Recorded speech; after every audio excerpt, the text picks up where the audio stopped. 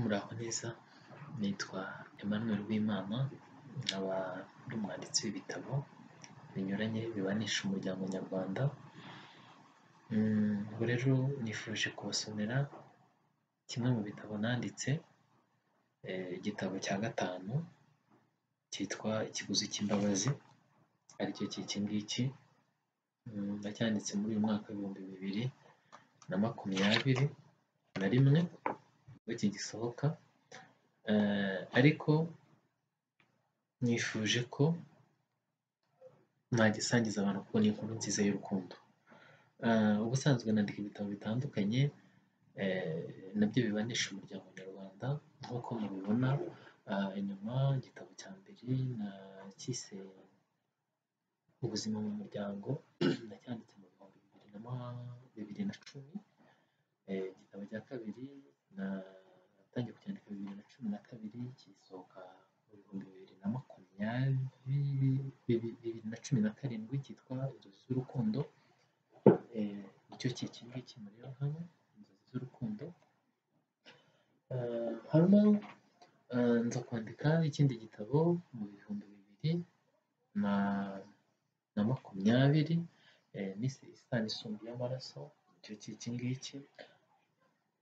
Muri iki gihumbi 2021 nanditse ikindi gitabo nise Umurunga w'urukundo, nacyo murimo kukibona hano. Ibi byose bivuga ku mibanire y'abagize umuryango nyarwanda ndetse n'umuryango muri rusange. Nkaba rero nifuje kubasangiza inkuru y'urukundo iri muri iki gitabo nise Ikiguzi cy'imbabazi. Ni igitabo rero, igitabo cyitwa Ikiguzi cy'imbabazi, cyanditswe na Emmanuel Uwimana uzwi cyane ku izina rya Emmy Simple. Nategereje kwandika iki gitabo nyuma yo kuganira n'abantu b'ingeri zitandukanye, aho bakubwira agahinda bahuye nako mu buzima, nawe ntube watinda kubabara ucyumva iyo nkuru itera urumeza n'imbeho mu nda. Yewe ntube wanashidikanya ko koko agahinda gashira kandi ari ibagara, wibaza icyaha bakoze gituma bahanwa bigeze aho, bagatuzwa kure y'ibyishimo bikagushobera, n'igihe ibyo byishimo bibasuhuje ntibibatindane. Muri iki gitabo nise Ikiguzi cy'imbabazi, ni inkuru y'urukundo ivuga ku buzima bukomeye abantu batari bake bacamo, nyuma bakazabaho babona ko ubuzima bwabo bufite igisobanuro kimwe, ari cyo wavuga ngo agahinda cyangwa umubabaro. Usanga bahora babona ko nta mahirwe na make bajya bagira mu buzima ngo bamare kabiri, ariho usanga bamwe bagira bati agahinda gashira akandi gashibuka, kandi bakongera bati uwarushye ntaruhuka. Wowe ufite amateka nk'ay'Umurungi na Mbabazi bavuga muri iki gitabo, wowe se ubana cyangwa uzabana n'umwe umeze nkabo, uramenye niwumva ibyabo ntuzabatererane ngo ubateze isi, ahubwo uzabababarire ko bakwiriye imbabazi. Ese nawe ufite benshi wibuka bagize ibikorwa byiza yewe by'ubutwari nka Manzi, Keza na mubyara we bavugwa muri iki gitabo? Ntuzabyihererane, uzabisangize benshi, maze bose bizababere urugero rwiza zo kugirira imbabazi abazibuze. Twese tuzasomere kuri iyi ntango nziza y'amahoro n'imbabazi, maze tuzasangize benshi ibyishimo, tubasangize iby'iyi nkuru y'ikiguzi cy'imbabazi. Ibindi bitabo rero nanditse nk'uko nabibabwiye, hari ubuzima mu muryango, hari Inzozi z'urukundo, hari Isano isumbuye amaraso, hari Umurunga w'urukundo, n'iki ngiki rero mureba cyitwa Ikiguzi cy'imbabazi. Muri make rero iki gitabo ni igitabo cyiza, ni igitabo abantu benshi batandukanye bashobora gusoma kikabashimisha, kikabaryohera. Kirimo inkuru nziza y'urukundo, kirimo ah, ibintu byiza, ubuhamya bwiza wabwira abandi, waganiriza abantu bari mu rukundo cyangwa bashaka kuba mu rukundo kugira ngo bamenye ibibera mu rukundo. Kandi noneho nibamara gusoma iyi nkuru bahite basobanukirwa ese koko ikiguzi cy'imbabazi ni ikihe? Wowe se unkurikiye, ikiguzi cy'imbabazi cyaba ikihe? Iki gitabo icyo nababwira ni uko iki gitabo muzasangamo amazina y'abantu, ahantu avugwa mu nkuru, yewe no mu buhamya buri mu bice bigize iki gitabo. Uretse ibisanzwe bizwi mu mateka, ibindi byose byahembwe n'umwanditsi, ndetse bimwe byagiye bikoreshwa mu buryo bw'igitekerezo. Haramutse hari ufite amateka asa n'avugwa muri iki gitabo, byaba atari ubwende bw'umwanditsi.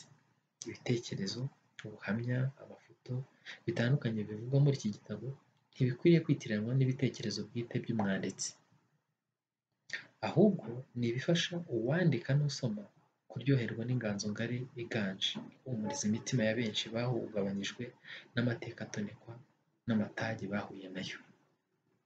Donc nagira ngo nisegure kugira ngo nihagira uwumva inkuru ivugwa muri iki gitabo imeze isa n'amateka ye cyangwa se amazina avugwa asa n'ay'umuntu runaka, ntabwo ari ubwende, ntabwo ari inkuru y'abantu runaka nateruye, oya, gusa ni inkuru, ibyo bita true story, ariko umuntu nk'umuhanzi hagenda hashyirwamo ubuhanga bw'abahanzi kugira ngo usoma azaryoherwe n'inkuru. Muri iki gitabo rero kigizwe n'amapaje 87. Ayo mapaje agabanyijemo ibice 12 by'ingenzi, ari nabyo biranga abavugwa mu nkuru, abakinnyi nyamukuru cyangwa se abagize abavugwa muri ino nkuru nyamukuru. Ndatangira rero igice cya mbere kirimo gushimira. Nandika iki gitabo nahisemo kubanza gushimira abantu bamfashije kugira ngo iki gitabo nise ikiguzi cy'imbabazi gisohoke. Harimo abampaye ibitekerezo byabo, abampaye ibitabo, ubwitange mu by'ubwenge n'ubujyanama, bose ndabashimiye kandi mbifurije guhora baryoherwa n'inganzo y'ingabo iganje, yo soko y'amahoro n'urukundo. Nongeye kubaraga umurage uruta iyindi, mujye muhora mukundana kandi bizabafashe gukorera hamwe. Umurunga w'iminsi burya ugwa mu murimo. Nibwo tuzakomeza kunga no kunganirana, dutega amatwi bagenzi bacu babuze imbabazi mu gihe bari bababaye.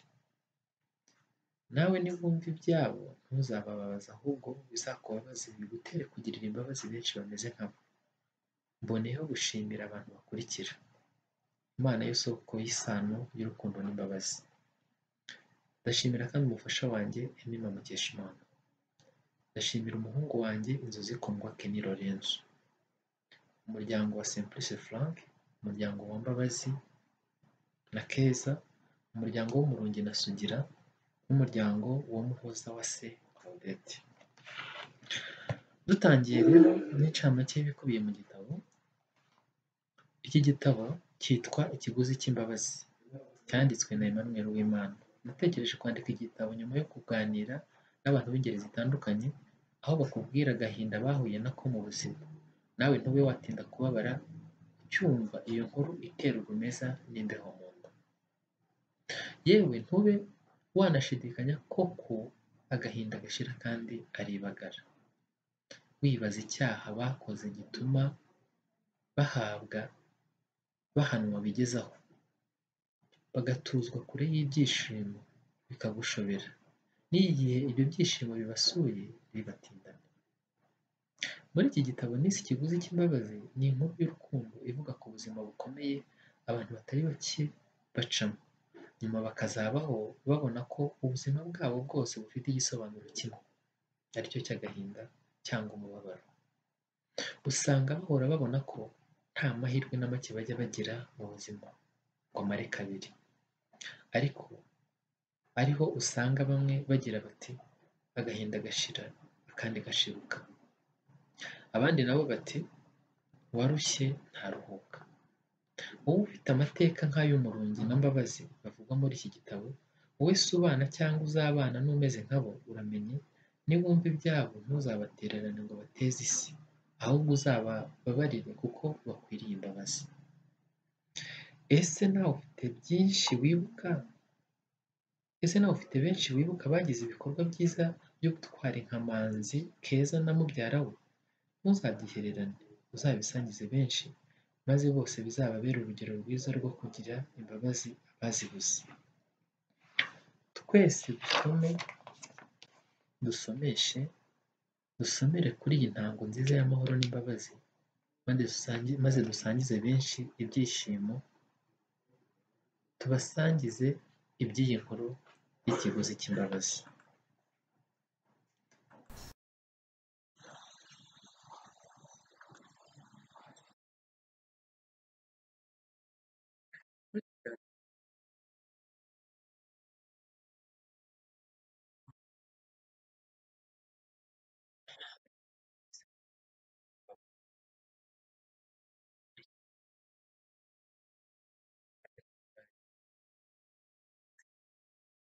Kumva neza.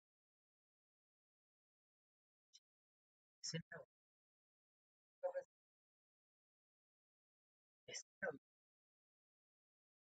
hari uwo wababaje? Ibi byose no kurikira kurikira.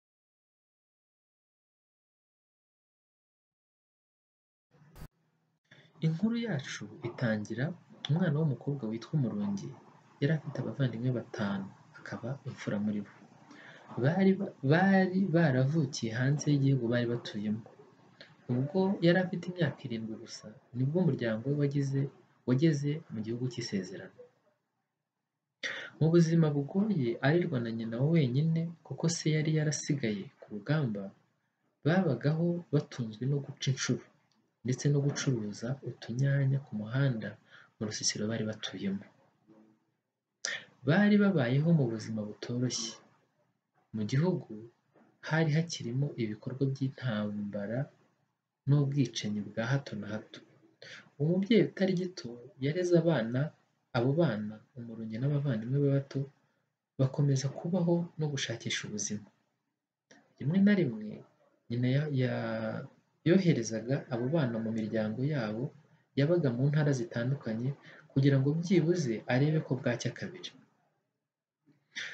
Babaga mu buzima bugoye kuko ntibagiraga imirima yo guhingamo, ntibagiraga amatungo, yewe muri uwo muryango nta wundi muntu wari ufite akazi kavagaho ibyo kunganira uwo mubyeyi. Na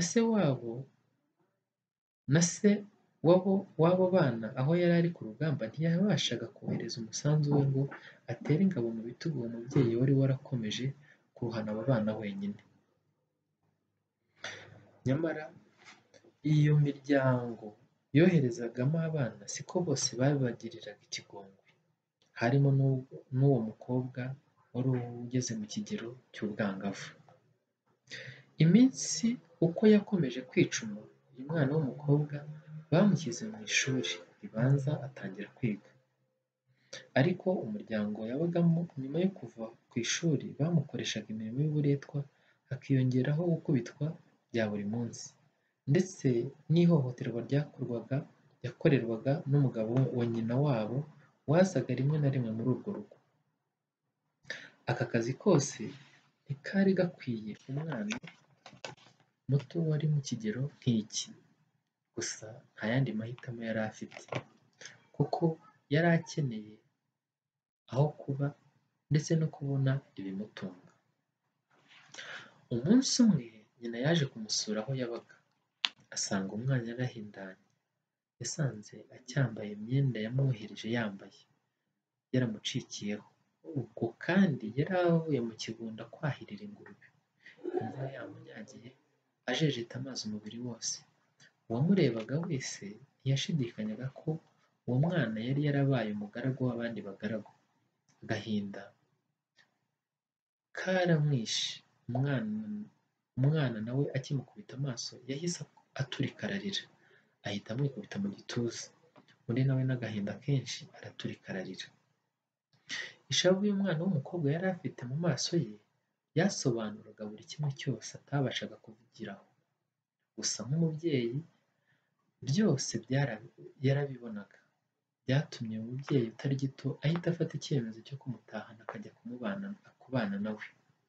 Nubwo yari bubure ibyo kumugaburira, ariko ntiyari no kumuburira byibuze urukundo rw'ababyeyi. Uyu mwana yatashye yishimye bitavugwa.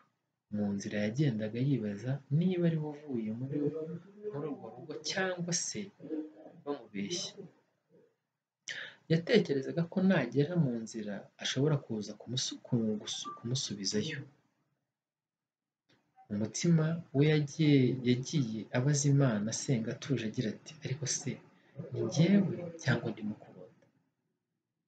Gusa Mana yanjye ushimwe wumvisha amasengesho yanjye nyuma y'igihe kitari gito nari maze ngutakambira amanywa n'ijoro. Wizavugire muri mama maze yumve ijwi ry'umuborogo n'agahinda katasibaga guhindanya ibyishimo byanjye. Iteka uyu mwana w'umukobwa yibukaga ukuntu mama we yahoraga amwitangira, amuha urukundo, basangira akabisi n'agahiye, agasanga hari hakiri kare ngo ahuzwe ubwo burenganzira. Inzira yamubanye ndende, gusa yacishagamo amarira avanze n'ibyishimo agatemba ku matama, akikanga ubundi akimyoza. Abo bari bicaranye mu modoka bagendaga bibaza icyo uwo mwana w'umukobwa ukiri muto yabaye, bikabashobera. Niko kumubaza bati bemwa wabaye iki kigutera kurira? Nyina wari wicaye ku ntebe y'imbere ye niko gukebuka nawe n'amarira amubunga mu maso aramubwira ati murunye mwana wanjye ihangane, cyihorere ndakwihoreze, humura byarangiye, twatashye iwacu ntibizongera. Abandi bose bahise baceceka, gusa bose bakomeza kwibaza ibyabaye kuri uwo mwana w'umukobwa na nyina. Nyina nawe aho yari yicaye yakomeje kwibaza no kwishinja icyaha cyo kuba yaratereranye umwana we akamuha inyamaswa abantu azi ko ari bene wabo bazamufatira umwana nk'ababo, barangiza bakamwica urw'abacakara. Agahinda karamusagutse, yibazaga uko umwana we ashobora kuba atekereza ko yamutaye akamutererana, akumva ibyamubayeho byose ari we wabiteye. Nyamara shenge yarirenganyaga, kuko byose yabikoze bitewe n'impuhwe n'imbabazi za kibyeyi. Ntibyatinze bageze mu rugo, nuko umurungi aricara abwira nyina inzira y'umubabaro yamazemo imyaka itari mike, atotezwa n'uwakamutetesheje. Bose bicaye hasi bararira babura uwahoza undi. Kari agahinda kubona umwana w'imyaka 9 ahinduka umugore w'umugabo w'imburagihe. Uwo mugabo wa nyina wabo iteka iyo yasangaga umugore we adahari yahitaga amufata ku ngufu. Yari yaramubwiye ko naramuka agize uwo abibwira azamuca ijosi nta kabuza. Umwana yabwiye nyina uburyo yahoranaga ubwoba, ati iyo namubonaga numvaga ndimo gutitira, ko byanze bikunze azanyica. N'ubu ndimo kumva mfite ubwoba ko ashobora kuza kunyica. Atekereza ko nabikubwiye. Yatekerezaga ko igihe cyose ashobora kuzamwica. Umwana w'umukobwa yari yarahohotewe bikomeye. Yari yikoreye ibikomere bitabarika yatewe n'abagize umuryango we. Gusa nyina yakomeje kwihangana nk'umuntu mukuru, yihanganisha umwana we, amusezeranya ko atazongera kumutererana ngo amuteze ab'isi bayibamba batababarira. Nyina yakomeje kumuhumuriza no kumwizeza ko ntacyo azamutwara. Buhoro buhoro umwana agarura umutima.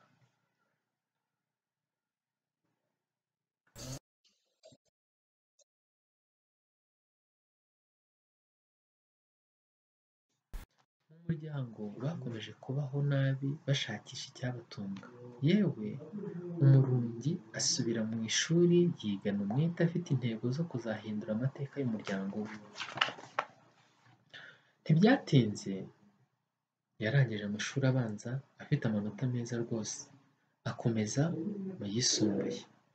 Nubwo kubona ibikoresho by'ishuri bitari byoroshye, nyina yakoraga uko ashoboye ngo umwana we atazongera kugira agahinda akiriho. Yamushakiye ishuri hafi y'aho bari batuye, akajya yiga ataha ariko anafasha nyina uturimo two mu rugo no gucuruza ibisheke n'inyanya mu mudugudu bari batuyemo. Yumvaga adashaka ko umwana we azongera kujya kure ye akaba yakongera guhurirayo n'ibikomere nk'ibyo yari yarabonye.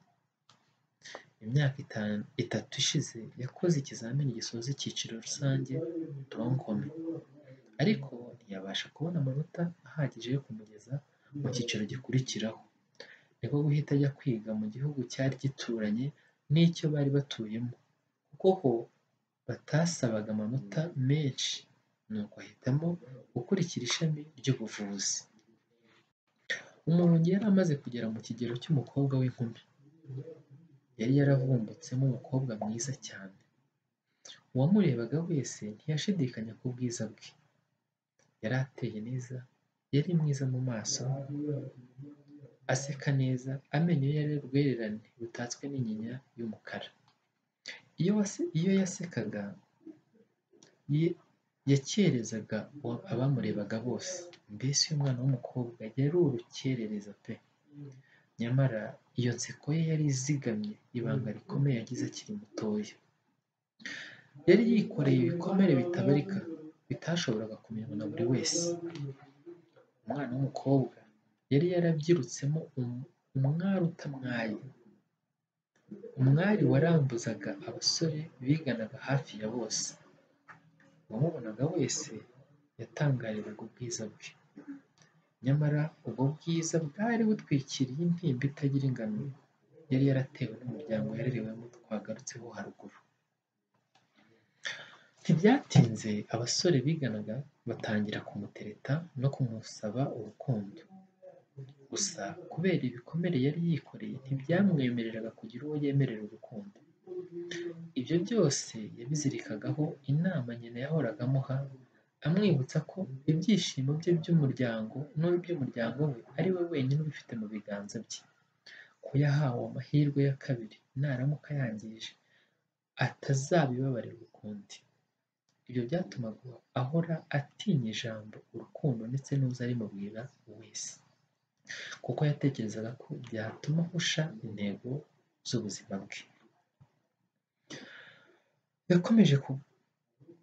Yakomeje gukurikira amasomo ye atitaye ku birangaza izindi nkumi zigeze mu kigero nk'iki, ariko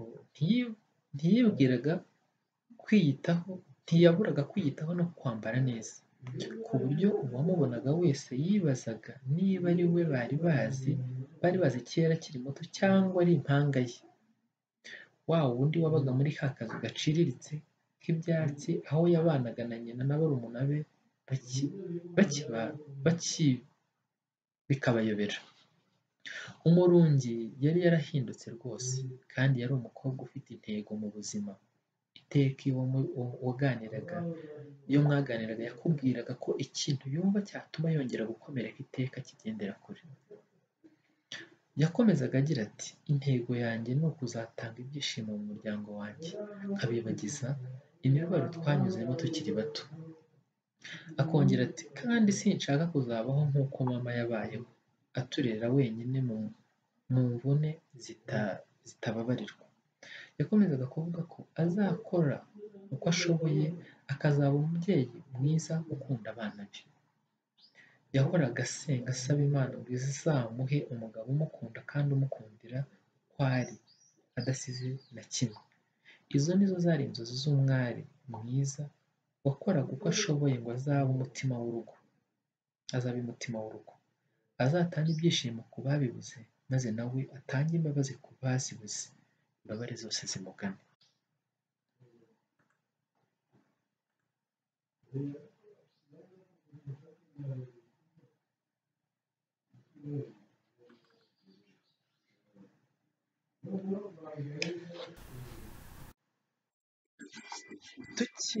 tukiri aha wakwibaza uti ese izi nzozi z'uyu mwana w'umukobwa yaje kuzikabya